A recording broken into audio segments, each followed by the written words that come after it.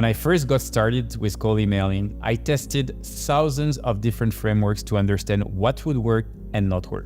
I went from receiving this kind of reply to receiving this kind of email. We're at the stage where you know how to build your personal brand so the people you reach out to will know that you're someone they can trust. So now I'm gonna show you how to convince them to have a meeting with you with the right cold email. In this video, you will see that every well-written email that books meetings has a very clear structure that you can replicate and adapt for your niche. I'm going to show you the anatomy of a perfect email, exclusive example and frameworks of subject lines that give you good open and reply rates, how to write a perfect pitch, and how to write a clear call to action that opens conversation. But before we dive into it, let me tell you about the most important thing that defines your email success. Without it, even the most perfect email that is written based on the best practice will go straight into the bin. Can you guess what it is? The intent. The intent is knowing when to send the right offer at the right time to the right type of customers. Let me give you an example. Back in the COVID times when everyone was trying to get face masks, we had a customer who reached out to their prospect with the worst copywriting of all time. The subject line was "need mask?" And the email had no intro, no fancy pitch, just a few lines explaining that they have masks that they can supply to offices so employees can use them. Just because the intent was so strong, people couldn't work without masks. Their email got tons of positive responses and they generated millions of dollars. When you choose the right intent, you're destined to get a response from your prospect. With the intent, it also becomes easier to write your email. Choose your subject and personalize your pitch and the call to action. And last but not least, it helps you send your email at the right time. I'm going to cover the 3 main intents so you can get the overall idea how to use them. The company is hiring, people changing their roles, and the company is raising funds. If a company is hiring, it usually means their process are going to change a bit since they are adding more people. For example, at Lemlist, we pay attention to when sales teams are hiring since we help these teams boost growth with outbound sales. To use this tactic, you can use LinkedIn Sales Navigator account filters to find companies that have grown their sales team. This is what the filter looks like on Sales Navigator.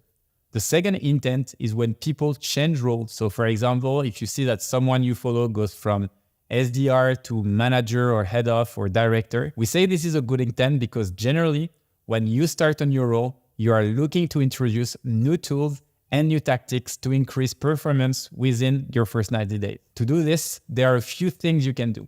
Follow these targets on LinkedIn. Set post notification for them on LinkedIn, the little bell on their profile. Add them to a list on LinkedIn Sales Navigator and activate notification when something changes. The third intent is when a company raised funds recently. If a company raises funds, they obviously have some money to spend, but this also means that they will be trying to grow the company much faster.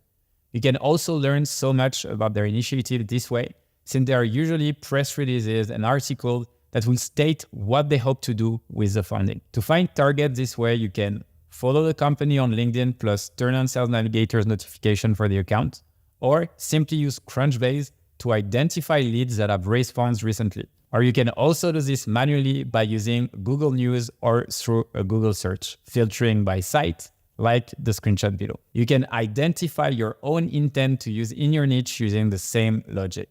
Or go to Lemlist templates library and see what other intents we also use. Another powerful intent is to reach out to people who interact with your LinkedIn content. After all, this is exactly why you're building your personal brand. So let's have a look at this post about Taplio that I wrote a month ago.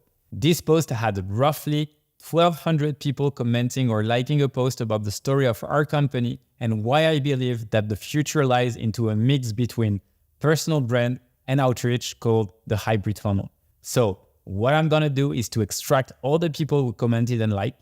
They are the hottest leads. Then I'm gonna find their emails using a mix of Lemlist and Taplio and start sending them a multi-channel campaign. I will focus only on the first message to show you the power of intent. You can now see it on your screen.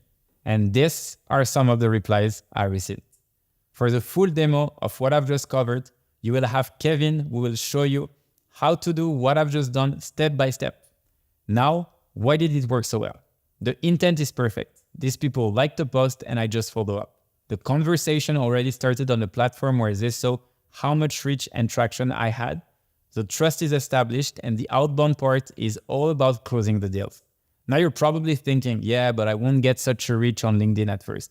That's true, but you don't need it. You see, Tal, who works in sales in our team, does the exact same approach, but without the same reach at all. It might only have 10 likes, but it generated 3 qualified meetings. And that's because you shouldn't only focus on likes and comments. Sure, this is a good way to get the hottest lead, but there's a secret no one knows about.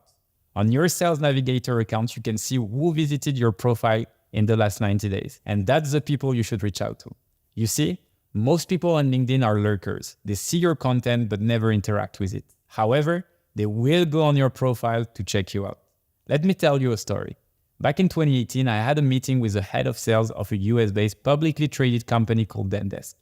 When we started talking, I asked him how he knew about us, and he told me that the only thing he could see on his LinkedIn was my content. At the time, I didn't have such a big audience nor a huge reach. After looking at all my posts for the last months, I realized that not once he had liked or commented on my post, but he was reading them. This meant that I had built so much trust that the closing phase was a lot easier. Once you extract the list of people who visited your profile, simply contact them mentioning the typical topics you discuss. Kevin will show you how to do it in the demo.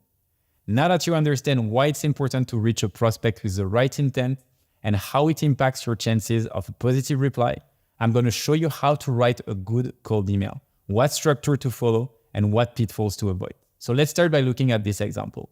This email has a generated intro, fake flattery that I'm sure was generated to their entire campaign, and the biggest problem of all, completely irrelevant to my business. The intent just isn't right. When we launch a business or work for a company, we get so caught up in what we do, believing that it is unique and awesome, that we forget the number one rule of any relationship. If you truly want to be loved and remembered, you should make it about them and not about you. And if your emails currently look like this, don't worry, that's what we're here to fix.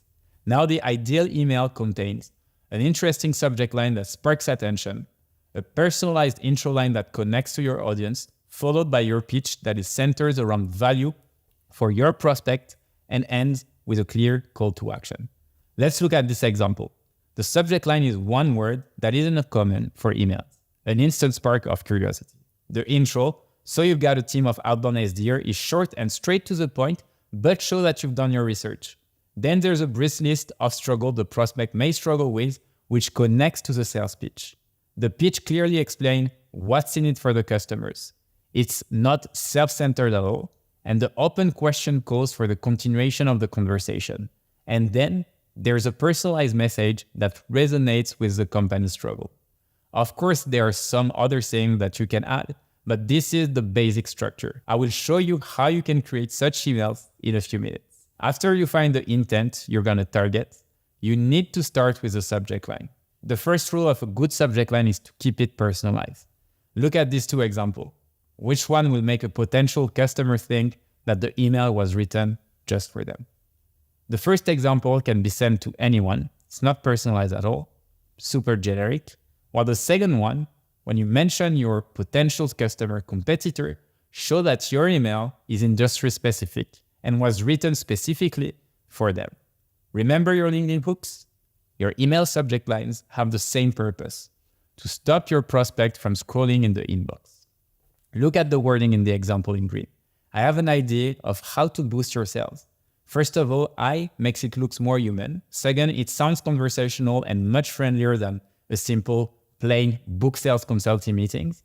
So keep your email subject line concise and straight to the point and show the value you bring. Notice how the second example has a company's name in it. Personalization is key. So email subject line should not take up a lot of space. Readers should click after one look. We've tried different lengths and here are the results we've received. As you can see, the shorter the subject line, the higher the chance that the prospect will open it. Now let's talk about the cold email subject line that had the lowest success rate of our analysis. Your video will be deleted in 3 days. Do you notice how spammy it sounds? The next one is first name special 25% off coupon. This one sounds like a scam and it's not specific enough. 20% of what? And why is it helpful to your prospect? What is your request? So let's move on to the next one. Launching your own NFT marketplace has never been easier. This subject line is too long. And again, it's not specific enough. Why would this prospect want an NFT marketplace? How is it easier? Next is 90% of companies are struggling with hiring developers. See why.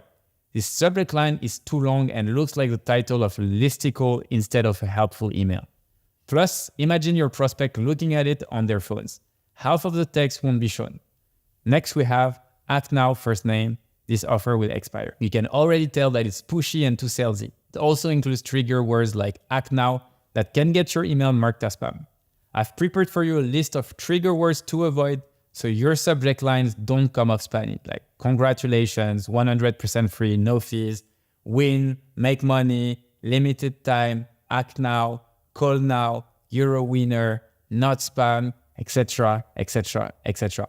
So you'll be able to access all that list directly in Notion. Now let's talk a bit more in detail about personalization. Many people, and myself included in the beginning, think that just by adding a company's name to a subject line, it will be personalized. This is not how it actually works. And to prove it, we've analyzed hundreds of thousands of Lemlist campaigns, meaning hundreds of millions of emails.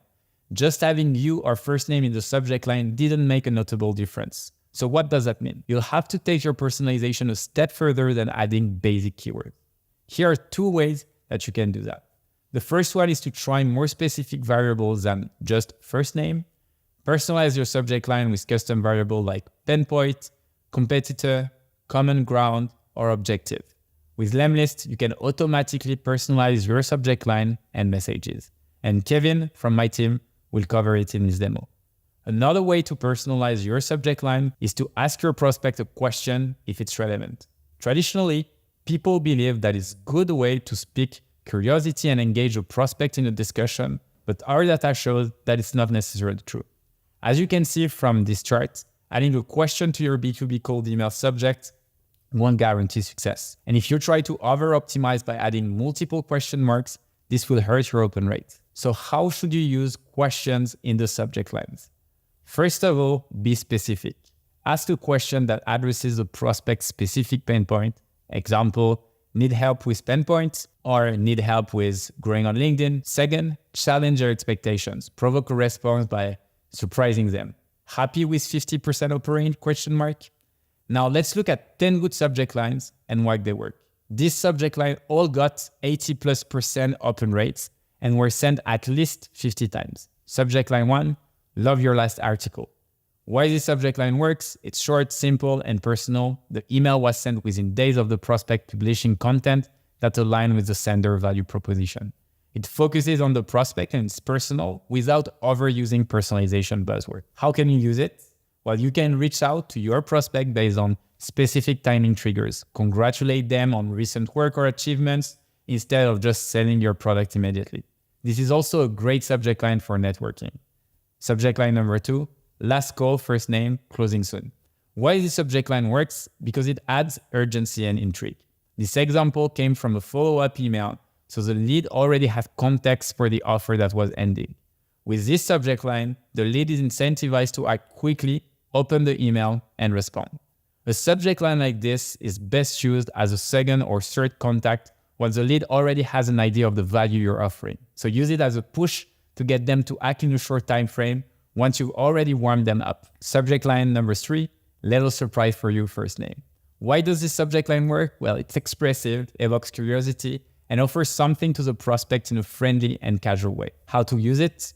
Use a subject line like this when you are sure there's value added to your message. Match it with a helpful resource, a referral, or a free trial that addresses your prospect's specific needs. For example, here's a little surprise for you, Peter. I'm pleased to offer you an exclusive link to try out our premium features. The subject line number 4 is collaboration with domain. This subject is short, simple, and straight to the point. The prospect knows exactly what is being offered and how they can act on it. So use a subject line like this when your prospect is already familiar with your domain or brand name.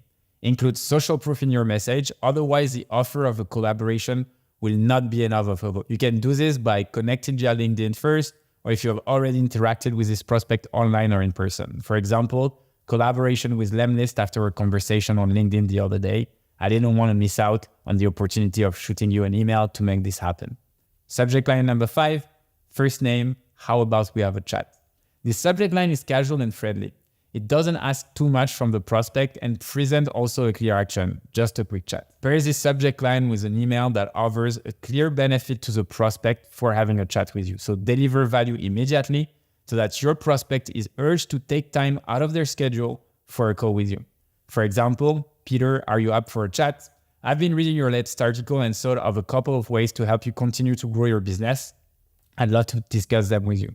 Subject line number 6, ideas for pain point. The subject line addresses a prospect pain point and offers actionable solution. This one calls for an in-depth research upfront in order to understand the different pain points. The pain point should be narrow and specific to your prospect. That's why you should always keep a list of the pain points you've identified while telling your customers and doing research through different communities. Subject line number 7, question about company culture at company name. This one sparks the prospect interest without selling anything. This subject line was used by an HR SaaS company, so the company culture topic transitioned easily into its core offering. So swap out company culture for a detail that is more specific to your prospect and product. Turn your question into your email first line or hook. Your prospect should see the subject line and first line in the preview and know immediately what you are asking. For example, how did Lemlist begin its international expansion? Was wondering what tactic Lemlist used to expand the company internationally, etc., etc. Next subject line is ideas and feedback for you and company name. Companies are always looking for customer feedback to make their products and services better. This offers some genuine user feedback with a centered transition into a discussion of how they could help the company with the specific needs that they have. To use it effectively, give the business legitimate and actionable feedback in your message. Add details that are relevant to them, and again, do some research ahead of time. For example, improve graphic design to attract attention. After taking a look at your website, found that you've got some great content, but graphic design could use a bit of a boost. Subject line number 9 is, hey, first name, congrats on your funding round. This one is timely and specific. This was sent by a salesperson offering a product for sales team. So the funding round meant resources for the startup to scale their team. Find a specific trigger that relates to your product, like funding round, just started a new job, IPO, etc., and congratulate your prospect. Then offer a resource, call, or idea that is valuable to them at this specific moment. For example, hey Peter, congrats on your funding round. I was impressed to learn about your latest achievements. We could set up a coffee date to discuss how you can keep the ball rolling. And the last subject line is build company name like common interest. This is a strong one because it's targeted and builds FOMO. You already know the prospect is interested in common interest and they don't want to miss out on building their business. Again, you will need to do a bit of research to find the common interest between yourself and your prospect. It could be an entrepreneur, a mutual connection, or even a sports team, as long as it's relevant and it sparks interest. For example, Lemlist will win more trophies than Messi. You can test different subject lines to see which one works best with A/B testing. Like this, you will have your own data and a better understanding of your customers. Try 2 variations of the same subject line. So for example, subject line with or without emojis. Send one variation to 50% of your audience and the second variation to the other 50%. Make sure that there are enough people in the email list for the results to be relevant statistically. Aim for 100 to 200 people. And once that's done, you can compare the open rates and reply rate for each subject line. You'll learn which techniques your audience respond best to. A good subject line is 1/3 of the determination of whether you will receive a response from your prospect, so it's okay to dedicate some time to practicing it. Subject lines are vital to your campaign because they are one of the first things that your lead will see along with your name and intro line. But that brings us to the next part, your intro line. If the subject line contains only a couple of words, it means that part of your intro line will also be seen in the inbox. That's why it's important to mention important things in the subject straight away and don't make your intro line feel like a letdown. Like your subject line, you want to make your intro line as eye-catching and interesting as possible. This would be the key to ensuring the rest of your email is read. It is also way too common for us to waste the intro line focusing on ourselves instead of on your lead. You might be saying, but G, how will they know who I am and what I'm doing? I can assure you that they will find out this information later. The goal of the intro line is not to introduce yourself, but to show them how you have gotten to know them. However, if you leave the intro line about yourself, the chances of your lead getting to the value proposition are very, very low. In this example, the intro is very generic. The idea is to move from this kind of introduction to highly personalized ones that are captivating. The best intros are value-based. So this is when you state right away why you're reaching out and how you can help. You promise to either solve a problem, boost efficiency, or refer game-changing info without any string attached. Start strong by showing what's in it for them to ignite a conversation. Once they engage, you've got the green light to pursue them. For example, I've got a hack to slash your content production by half. So make it about them, not about you. Look at these two intros. The first one jumps straight into selling. The second one shows that you've done your research and understand your prospect. So a great intro is also when you compliment their achievements. So here, a prospect shared a post about their latest company's win. Since Empire is on the same growth path, I use the company's news to build my intro line. In addition to a company's milestone, you can also use the opening line to celebrate someone's promotion. This creates an even more personal connection between you and the reader, as it shows you're not only following the company news, but also their progress as an individual. Here's how a member of our team uses this kind of opening line to connect with a prospect. You can also start by showing that you understand your prospect needs and struggles based on the content they share. So look at these two examples. The left one doesn't show that you've done any research. It's salesy and very self-centered. The right one addresses the right struggle and suggests that you are gonna propose a good solution to it. Another great way to start your email is to show that you share the same opinion as your prospect. This creates an emotional connection and increases the chance that they will be hooked and keep reading. As you can see, it requires a bit of research, but that's what it takes to stand out. So you can leverage what you've learned about your prospect when following your intro with real concrete feedback on the company. It should tie into the offer you have for them and position you as an expert on the subject. Here, on your screen, is an example of a successful email that used this opening line. For a powerful opening line that allows your prospect to imagine a clear business results, give this one a try. It delivers value right off the bat with an exciting metric that the prospect could attain if they respond to your email. Mentioning a team member, manager, or CEO of the company they work for makes it even more personalized. Another intro line that makes good use of social media. This one calls out someone's recent activity and connects your pitch with their needs. For example, if you're part of the same Facebook community or forum as a prospect that shows that you share mutual interest, if you then reference a specific post or comments that the prospect made, you're building the relationship.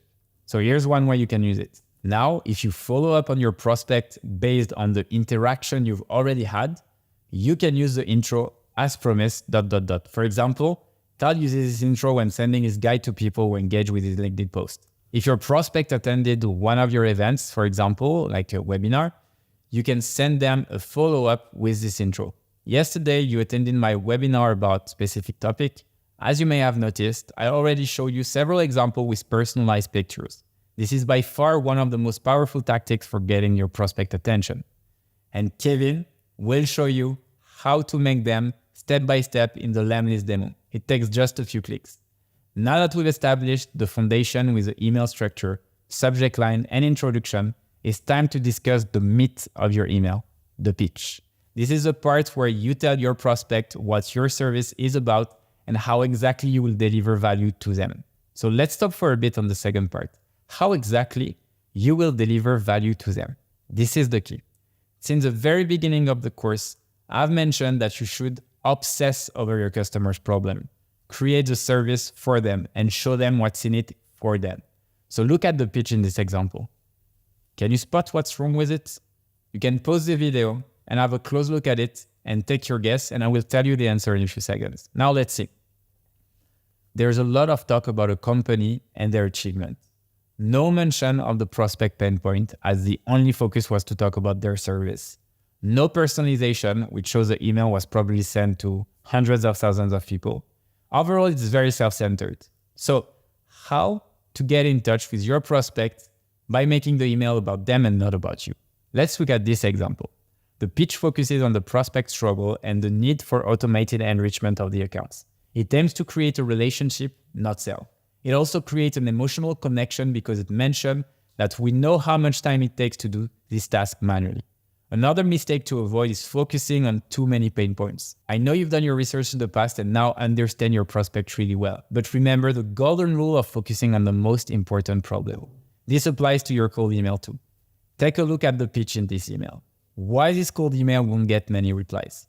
First of all, it contains a bullet list of different business activities, which can be confusing for the prospect as they won't be sure what the company's specialty is.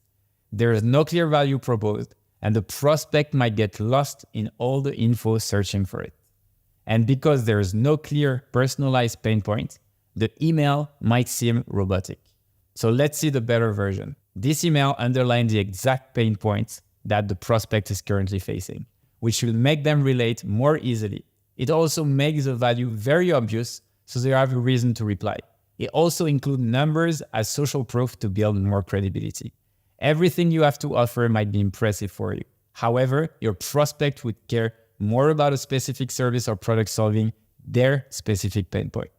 The more you show your prospect you understand their struggle, the easier it is to tease them with a solution will bring more replies. Another golden rule for succeeding in your outreach is to talk in your audience's language. Knowing the in and outs of your industry makes you assume that everyone understands what you're talking about, which isn't always the case. That's why you should always adjust your writing when reaching out to people. So here's what you don't want your email to sound like. As you can see, there are industry words such as DA, DR, and AdSense that aren't familiar to all prospects. Because of the jargon, the message sounds very formal and cold. It also seems very generic, so it's hard to understand the possible outcome of the service. Would the publication of any of these websites increase my traffic? If yes, by how much? So here's a good example for you. What are the good practices to adopt from here? This email uses a language that the reader speaks on a day-to-day basis, not exclusively at work. It includes useful links that clarify to the prospect what they're talking about, leaving no room for self-interpreting context. It sounds like they talk face-to-face to a prospect, which makes it less generic and a lot more personal. In your cold emails, your goal should not be to sound smarter, but to sound more human and very clear. Companies' job ads are an extremely underrated source of information for your pitch. The take this needle out of my bag strategy uses this trick. It shows that you understand their needs and are ready to help solve their problems. Lucas reached to his prospect offering to boost their outbound channel by offering sales meeting as a service. He leverages a job post that he saw from this company in his email. I saw you're hiring for a sales position on Angel List and I was wondering if this is something that I could help you with. Then Lucas goes in for the kill in his pitch by proving how he was created success for his clients in the past, complete with real examples of companies they have been able to get in touch with and help. For example, Tal did something similar to this, reaching out to entrepreneurs with his pitch to show them how he can boost their content efforts. He was very clear about exactly what services he offered and matched this with his clients' needs. Another way to boost your reply rate is to include all the important information in your first email. Roxana did this when reaching out to bloggers aiming to offer guest posts and become a contributor. She eliminated back and forth email by simply doing the work in advance, so all they have to do is respond if they are in. I'm reaching out because I wanted to contribute to creating some fire content for your website. One of our favorites is the 100 personalization method. For example, I use this technique when reaching out to an entrepreneur I wanted to network with. Your lead will love getting emails like this because let's face it, who doesn't like something that is specifically made for them? Kevin will show you how to create your own personalized images and you will see it's super easy and fun. Okay, so now, when you have the examples and tactics laid out, how can you apply them? I like to use what's called the push-pull technique. So let's break this down a bit. You first start with a strong ask, like the one in this example, actionable talk, no fluff, that's a promise. And then at the end of your email, you pull away by writing, if you're too busy, I'll understand. Either way, keep rocking. The idea here is not to be too pushy and demanding. Now, what's left to finish up your cold emails with the right CTA, so your prospect can book a meeting directly with you? The most popular CTAs, which we all use at some point, are book a demo or book a call with me. The problem with them is they aren't really personalized. Do you remember that personalization should be your first priority? So your customer got the feeling that you've created your services just for them? Well, your CTA should follow the same principle. The best CTAs provide value. They don't ask for 15 or 30 or 45 minutes of your time. Here's an example of the email with a value-based CTA that Tal from our team sent to his prospect. As you can see, the CTA, could I share a template that's getting 50 plus meetings per week? Suggest a solution to the prospect problem, which is low email responses. We know it works well because here are the response Tal received. If you offer copywriting services, your CTAs can be, can I send you the ultimate content framework that helps me generate 50 content ideas under 15 minutes? That's why you need to understand your prospect struggle, so your CTA can address them. Avoid sending a link to an hour-long webinar that you've done on the topic, as well as inserting some 100-page studies you conducted. Your prospects don't want them. They want a solution to their problems.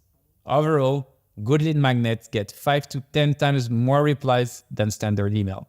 So now if you really need to have a meeting, you also need to make your prospect life easier. Don't ask them if 5 p.m. next week works.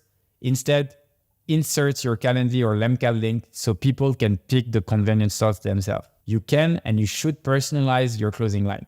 That's where liquid syntax come into play. You're probably thinking, gee, what is this again? But wait, don't be scared. It's a technique that brings your cold email personalization to the next level. Liquid syntax will also save you a lot of time down the road too. It's way easier than it may seem. It basically allows you to personalize your email based on specific criteria. So for example, when you have leads with different positions within the same campaign, and you want to mention a different pain point depending on if they are like a head of sales or SDR or BDR, well, you'll be able, thanks to liquid syntax, to personalize emails at scale for all your leads. And it works as an easy code builder with condition. Like if this or this, then do that or that. So like if it's a founder, send this text. If it's an SDR, send this version, etc. Of course, when you start playing with it, you can do so many more cool stuff. For example, you can split your email list into 3 segments and divide them into buckets. Let's say these 3 segments are agencies, sales teams, and startups. So each of them can have a different closing that is most relevant to them. Here's how you can do it too. Add a segmentation column to your CSV file, just like this one, then write different closing lines for each segment, then go on Lemlist, create an email and click on add a custom variable, and then choose add liquid syntax. The liquid syntax will then separate different segments automatically like this. But Kevin will show you how to work with liquid syntax based on the prospect job title, the language they speak, and the time your email is sent in a demo of Lemlist a bit later. While they may not get as much attention as subject lines, your email closing lines or CTAs are just as important in writing an effective cold email. They are the final push to convince your prospect to take action. And since your goal is to make your prospect go to the next step, here are the most important key takeaways to remember. Be short, clear, and concise.